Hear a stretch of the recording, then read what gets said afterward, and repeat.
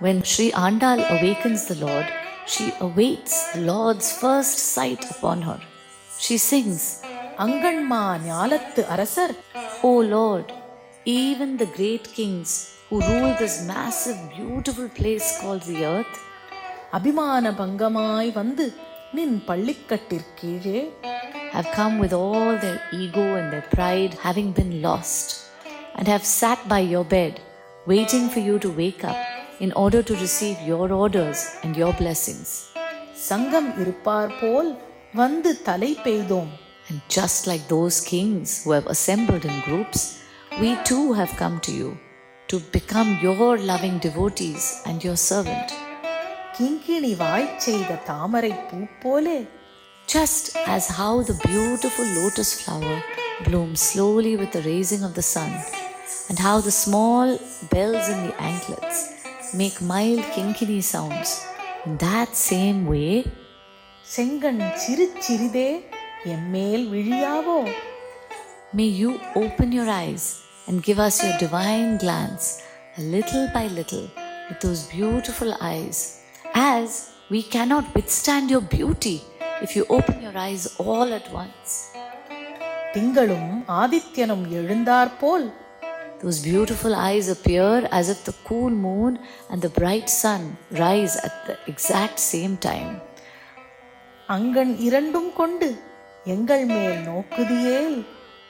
And if you look at us with both those mysterious, beautiful eyes, எங்கள் மேல் சாபம் இழிந்தேலோர் எம்பாவாய்.